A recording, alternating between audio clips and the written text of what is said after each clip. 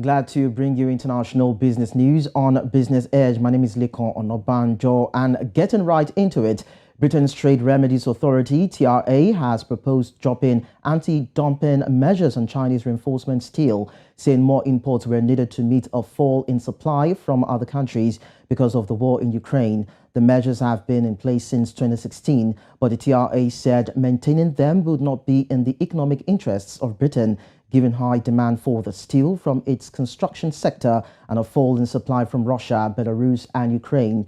The three countries supplied 27% of Britain's rebar imports in 2020 down to 2021, and this would likely drop substantially as a result of Russia's invasion of Ukraine and Britain's subsequent sanctions against Russia and Belarus.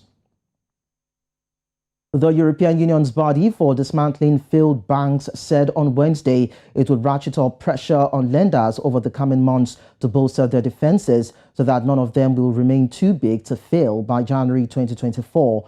The Single Resolution Board, SRB, in its first heat map on progress in preventing failing banks from needing a taxpayer bailout, said that a shortfall in special debt issuance by banks to replenish burnt-out capital was down to 32.6 billion euros, or 0.45% of the total risk exposure. While most banks have met their target for issuing the special debt known as MREL, the SRB said some lenders still need to improve other elements which ensure smooth resolution or winding down if they go under.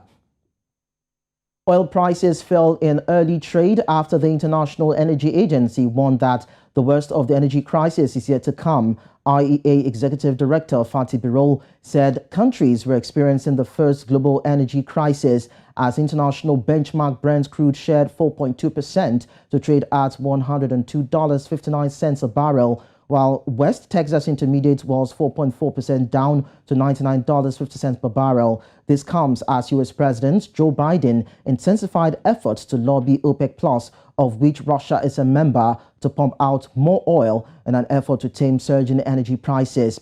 Only two cartel members, namely Saudi Arabia and the United Arab Emirates, have the spare capacity to offset the potential market shortfall. Away from that, thousands of Panamanians took to the streets again to protest rising inflation and government corruption, despite the announcement of price cuts for fuel and some food products. President Laurentino Cortizo announced on Monday that the price of gasoline for private vehicles will be reduced to $3.95 per gallon from July 15, a drop of 24% from the price at the end of June. He also announced that his government will draft a decree to freeze the prices of a dozen essential food products. But several unions say that protests will continue until there is a general reduction in prices and gasoline rates drop below $3 per gallon.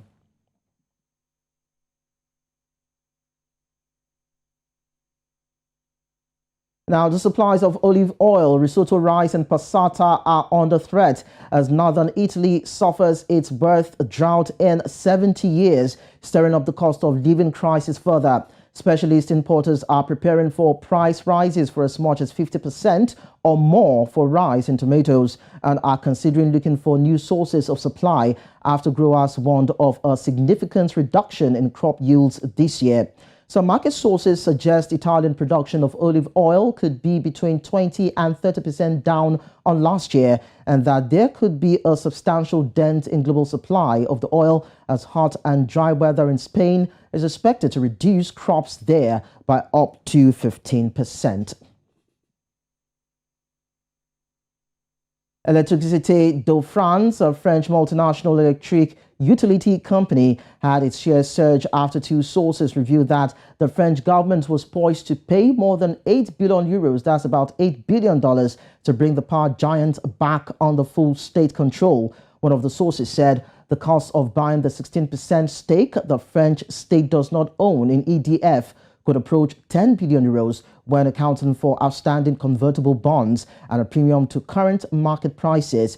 Though EDF and the Economy Ministry have declined to comment on the report, JP Morgan said in a note that the price range will translate in an offer of between 10.2 to 12.7 euros per share, or a premium of up to 32% on Monday's close. And those are the business stories on the international scene. The next conversation will be coming up, and this time, while Benin Republic has made progress in addressing its economic issues, it has also gotten caught in the aftermath of COVID-19 and the fallout of the Russia-Ukraine crisis. So we'll look at the new deal signed between Benin Republic and the International Monetary Fund after this break. In order to assist the West African country of Benin Republic to meet its urgent financial needs, the International Monetary Fund Executive Board approved a $638 million extended fund and extended credit facility for Benin under a 42-month agreement. The IMF said that the decision was to allow an immediate transfer of $143 million, which the government intends to utilize for budget support. Benin's economy, like those of other nations in the region, has been severely impacted by global shocks such as the coronavirus pandemic, the conflict in Ukraine, and the uptick in attacks by Islamist extremists in the country's north. So joining me from Lagos, Nigeria is Emmanuel Orji, Securities trader, commercial partners. It's nice to have you, Emmanuel, join the conversation. Thanks for having me. Now, 5 years ago, Benin embarked on a journey to modernize its economy and improve the well-being of its people. What progress would you say it made during that period? And what did Benin actually do in terms of getting it right as at that time? Okay, so for Benin, I think the journey to modernizing the economy really started in 2016 after Patrice Talon was elected as the president back in 2016. And majority, a huge chunk of his tenure was largely skewed towards reforms. We saw reforms in the political sector, saw reforms in the art sector, social sector. In terms of the economic-wise, it was largely skewed towards infrastructure and electricity. In terms of infrastructure, he allocated roughly, within the space of 2016 to 2021, he allocated roughly 2 to 3 billion euros in terms of logistics and transportation. He also developed a new government body, the Benin Infrastructure Road Company, which was meant to maintain these infrastructures that they were creating. In terms of the electricity side of things, we saw them nationalize, we saw them privatize their electricity companies where they allow some private investors to come into play in that space as well. So them pay off their legacy debts in that space as well. Right. So a lot of reforms that we've seen during the Patrice Talon's tenure that has really improved ease of doing business in Benin Republic. We saw them moving 6 positions up in terms of ease of doing business index. We also saw them coming to the Eurobond market with strong investors appetite there as well. And even looking at the GDP post 2016, we saw that improve as well. Them growing roughly by 6% there as well. Even in COVID year, where a lot of SSA countries, West African countries recorded a decline, but the Republic recorded a growth of 3.8, which was definitely quite impressive there as well. So I think the intention over the past 5 years have been there, the policies have been there, the reforms have been there, and currently the countries still enjoying some of those benefits on the infrastructural basis as well. No doubt that the reforms and policies put forward as at that time brought about significant progress in macroeconomic management and, of course, budget transparency, which in turn boosted investor confidence and culminated in the access to the international capital market between 2019 and 2021. But then what actually went wrong, or where did Benin actually go wrong to the point where it started to asking for financial assistance from the international body? So I won't say they really went wrong in any way. A lot of countries currently are facing their sustainability issues, given how high use has become in the Eurobond markets. A lot of countries are also facing the backlash from the Russia-Ukraine crisis as well. And obviously looking at Benin Republic, like you mentioned earlier, the insecurity in the north is intensifying, which is making it very difficult to carry out economic activities.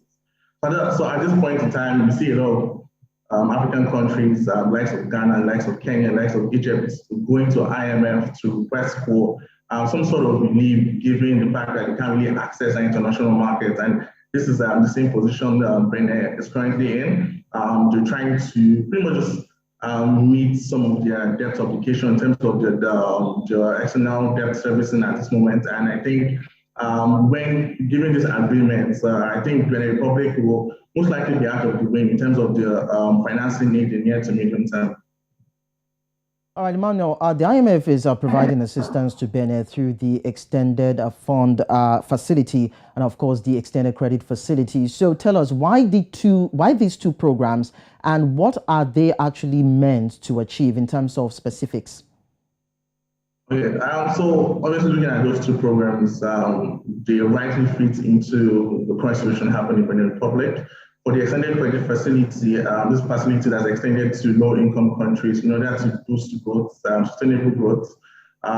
For the extended fund facility, this is also facility to low-income countries. But however, these are countries going through structural impediments. Like you mentioned, these insecurity issues, the Russian-Ukraine crisis as well has derailed Benin Republic from those reforms and policies they're trying to implement as well. And one thing the external fund facility also does as well, it pretty much makes IMF an active member in terms of policy decision that Benin is going to be taking, given the time frame of this period as well. So it's not just them giving out relief as well, but also them providing policies in order to address those structural impediments that are currently seeing in Benin. All right. Now, the IMF also mentioned that about $143 million will be used to support Benin's 2022 budget. So is this enough to manage the macroeconomic realities of the country, considering the challenges that it is faced with and that the country not being able to meet its deficit? So for the amount, like I mentioned, the 143 million that IM is going to disperse to Benin Republic, it should go some certain way. I think over the course of 2019 to date, Benin Republic has extended their external debt maturities, right? So you don't see any Eurobond happening this year, any Eurobond maturity happening this year.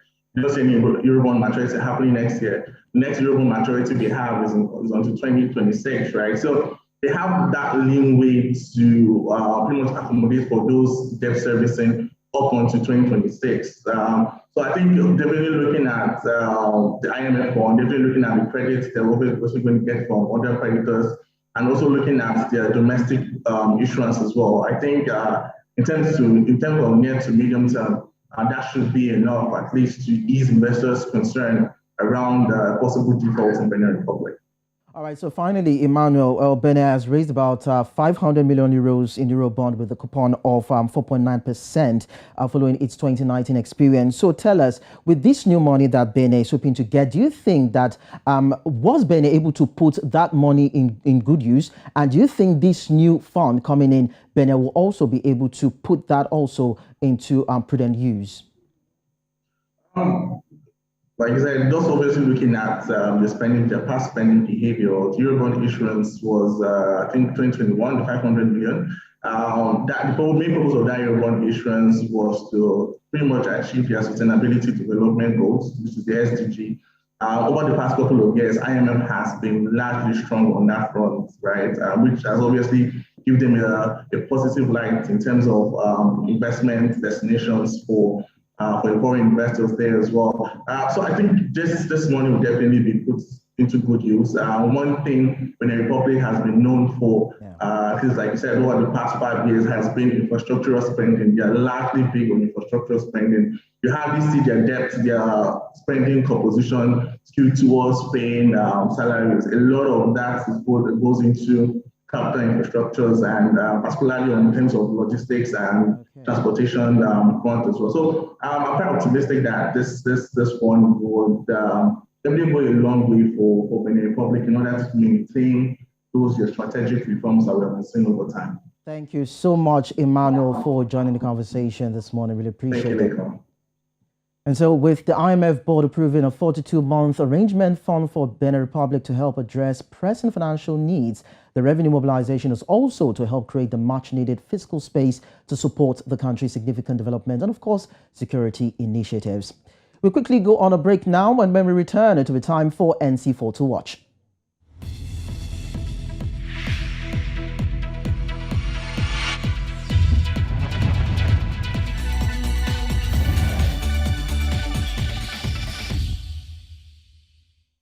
And to wrap things up, here are a few stories we're keeping our eyes on. Now, the International Monetary Fund Board will meet on July 18 to review Kenya's request for an additional 28 billion Kenyan shillings in emergency loan, even as the country fell behind on key commitments, including the establishment of a central payroll.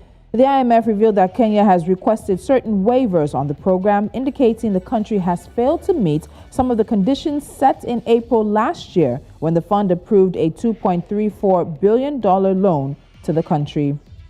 The Republic of Madagascar has received its third insurance payout of around $797,000 from the African Risk Capacity Group and the African Development Bank following drought conditions which affected the country during 2021 and 2022.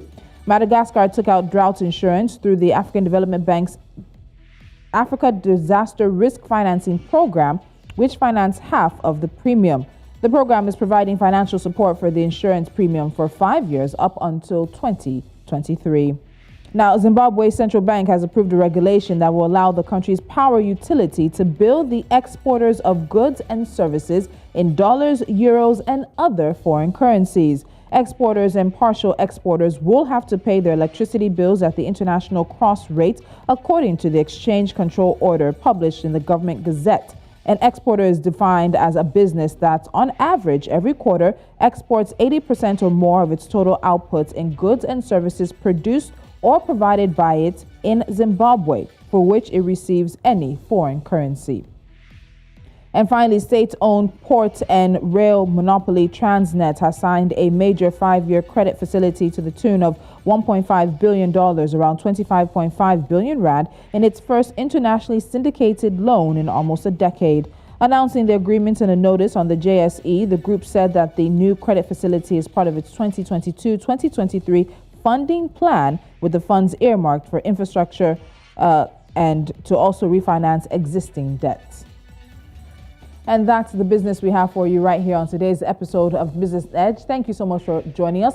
Follow us on social media. Of course, watch us on the platforms we're available. Download our mobile app and subscribe to our YouTube channel. Don't forget to join us at 12 noon West African time for News Central Now as we take you through the biggest stories here on the continent. I'm Tolu Lokwe Adileru Balogun. Have a good one.